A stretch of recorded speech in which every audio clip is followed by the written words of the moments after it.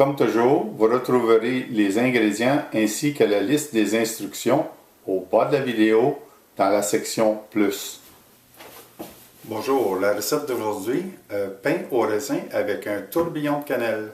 Voici les ingrédients que nous aurons besoin. On a du beurre ou de la margarine, farine, raisin, du lait, levure, œuf, sucre, sel. On ajoute la farine à notre sel qu'on mélange. Ici, on inclut les raisins en les séparant pour s'assurer qu'ils ne soient pas collés ensemble. Et on mélange pour couvrir les raisins de farine. On va réchauffer notre lait. Je transvide le sucre dans le lait.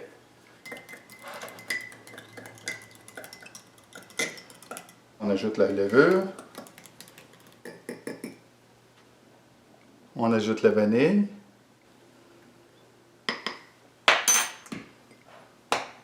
On sépare le jaune du blanc d'œuf.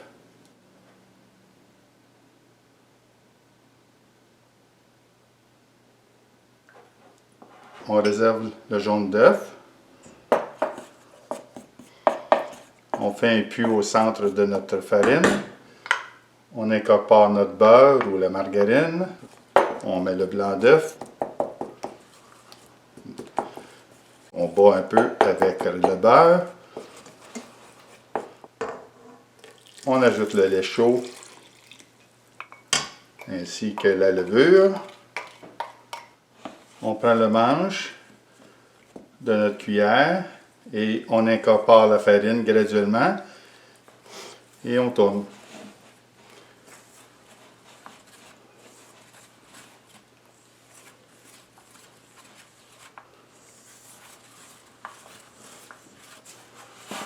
On continue de tourner jusqu'à temps que notre farine soit bien incorporée et forme la pâte.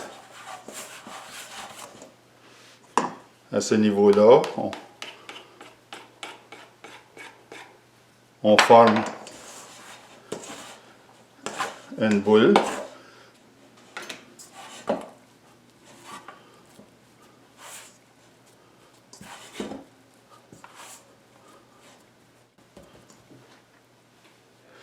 On le laisse reposer de 15 à 30 minutes.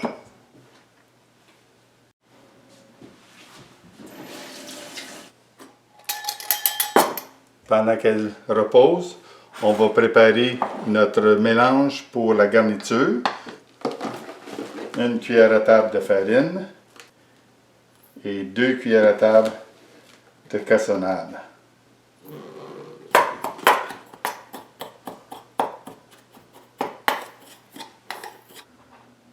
À ça, on ajoute 2 cuillères à thé de cannelle pour s'assurer qu'il n'y ait pas de grumeaux. On va tamiser ces ingrédients.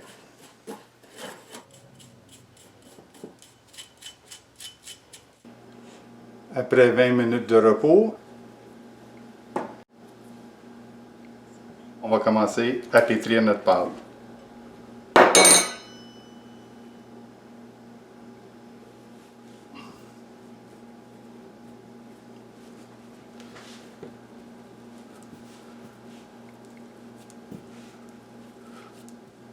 Après avoir fait ça quelques fois, là on commence le pétrissage en tournant la pâte, la ramenant vers le centre et en poussant avec notre main.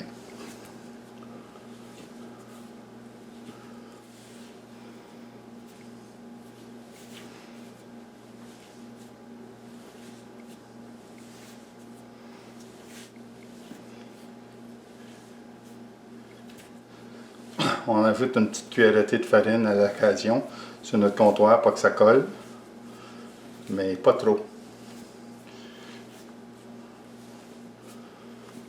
On devrait prendre entre 1 à 3 cuillères à table maximum de farine pendant le pétrissage.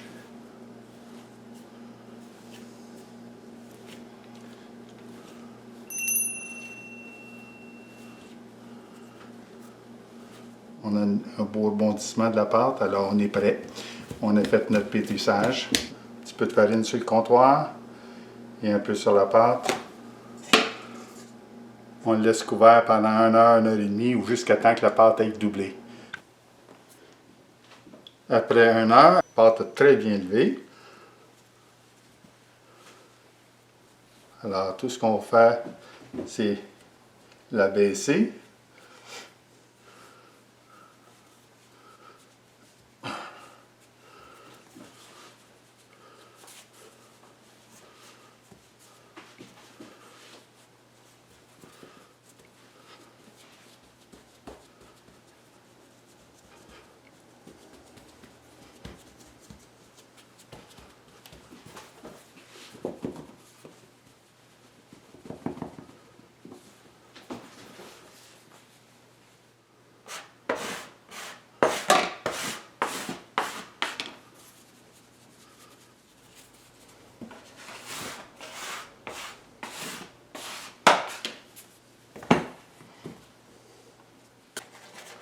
On enlève le supplément de farine.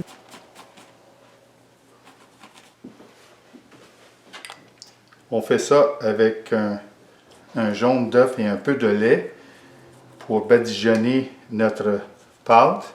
Le mélange de farine avec la cannelle et le jaune d'œuf qu'on vient d'appliquer va faire que notre pâte colle bien, adhère bien ensemble et il n'y aura pas de délamination dans le pain.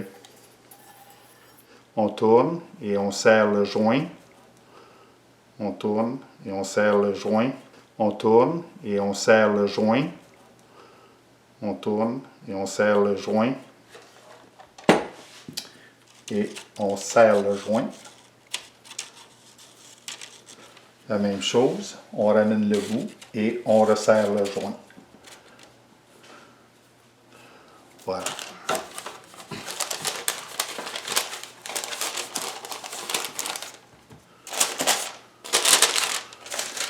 Et on recouvre le tout avec un linge humide et on le met au micro-ondes à la lumière allumée avec la porte entrouverte. On le laisse lever jusqu'à qu'il atteigne 1,5 pouce au-dessus du moule. On se revoit dans 45 minutes, 1 heure, 1 heure et quart, selon le besoin. Voilà, j'ai mis le four à préchauffer. Comme vous pouvez voir, la pâte à l'élever, elle dépasse le côté d'un bon demi-pouce ou plus. Mon four est porté à vouloir brunir très fort le dessus. Alors, au mi-cuisson, je fais simplement ajouter cette tente d'aluminium que j'ai fait préparer d'avance pour prévenir qu'il ne brûle pas le dessus. Alors, aussitôt que le temps de préchauffage est fini, on va l'enfourner pour 40 à 45 minutes jusqu'à temps qu'on puisse insérer un thermomètre dedans et aller chercher une température d'approximativement 200 degrés.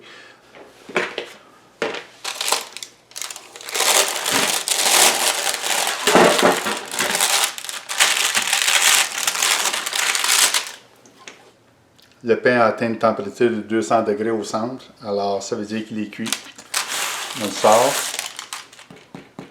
Il sonne creux. Alors on le badigeonne avec du beurre ou de la margarine.